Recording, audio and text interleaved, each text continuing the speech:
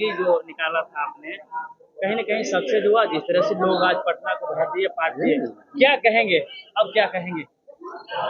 नहीं, हम लोग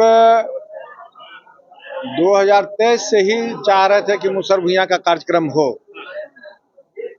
एन केन प्रकार 24 में भी चाहे, उसके बाद 25 में 27 मार्च के भी तय रखे थे, लेकिन संयोग से हमारे नेता तेजस्वी प्रसाद यादव जी के बच्ची का जन्मदिन था, तो कृष्ण मेमोरियल हॉल का कार्यक्रम स्थगित करते हुए एक्सटेंड किया गया और 8 अप्रैल 2025 को आज कृष्ण मेमोरियल हॉल में हुआ मुसहर भुइयां महारैली सह संवाद कार्यक्रम। यह मांझी जी के पार्टी बनाने के बाद 10-15 साल के बाद एक कार्यक्रम हुआ और ये मांझी जी हमेशा हम पार्टी के लोग ये सोचते थे कि मुसहर भुइयां हमारे साथ है और राजनीतिक रोटी सेक रहे थे, उसका फायदा उठा रहे थे। लेकिन जब नेता ने इस बात को गंभीरता से लिया कि भाई उदय मांझी जब बार बार ये कह रहा कि मुसहर भुइयां कराना चाहते हैं, तो उन्होंने अपना समय देने का प्रयास बोले और कहे कि ठीक है एक कार्यक्रम कराओ, और वो कार्यक्रम आज संपन्न हुआ। ये पूरे बिहार के मुसहर नहीं, विशुद्ध मुसहर भुइयां का ये कार्यक्रम हुआ और पूरे बिहार के मुसहर यहाँ एकजुट हुए, एकजुटता का परिचय दिए और नेता को विश्वास दिलाए कि हम लालू जी के जिन थे, लालू जी के जिन हैं और लालू जी के जिन रहेंगे, और यही जिन है जो नीतीश और एनडीए के गद्दी छीनेंगे। जिस तरीके से आज भीड़ देखा, इससे पता चला है कि पूरा मुसहर समाज आपके साथ है, आप लोगों के साथ है, राजद के साथ है, जीतन राम मांझी के साथ नहीं है। ना, ये तो वो समझिए कि कराही फूटा, हम हवाई में चला गया। जो राजनीतिक रोटी सेक रहे थे वह राजनीतिक रोटी अब नहीं सेक पाएंगे। अब मुसहर भुइयां ने ठाना है, तेजस्वी सरकार लाना है, जुंगी झोंकड़ी पचाना है तो तेजस्वी सरकार बनाना है। ये बात संख्या बहुत ज्यादा दिख रही है।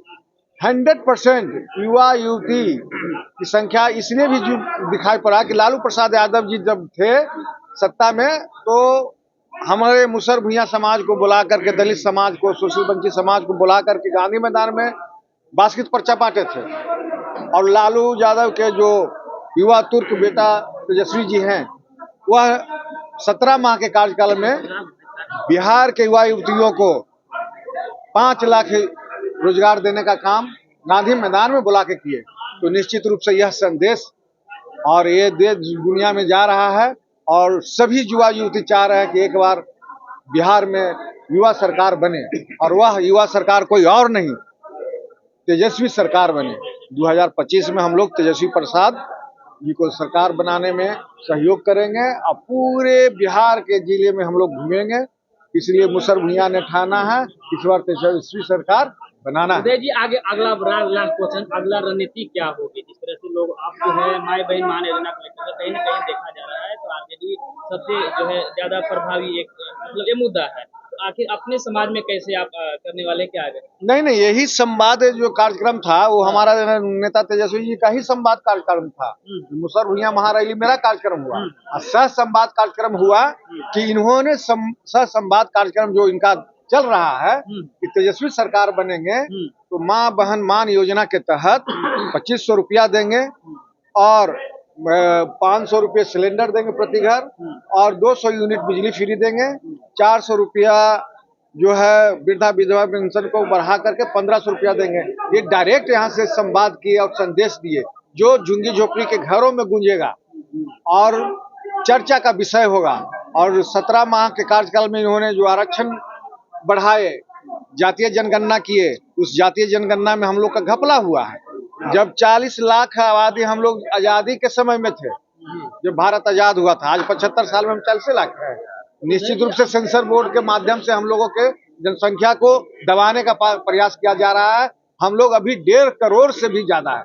यानी कि आपके काल में जो जातिगत जनगणना हो उससे आप संतुष्ट नहीं है। और दूसरी बात है कि हम लोग मुसहर एक है, लेकिन उसमें 2 कोटा बन दिया, मुसहर और भुइयां। इसमें तो आप अपने नेता को ही कटघरे में खड़ा किया, उस समय तेजस्वी और नीतीश सरकार थी।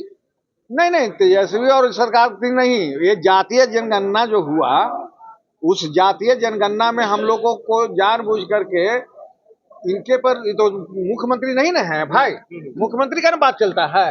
मुख्यमंत्री बन रहेंगे तो निश्चित रूप से जो आह्वान किए हैं कि मुसहर भुइयां का कोई भी कमी होगा, हम तेजस्वी बेटा है चाहे भाई हैं, पूरा करने के लिए तैयार हैं।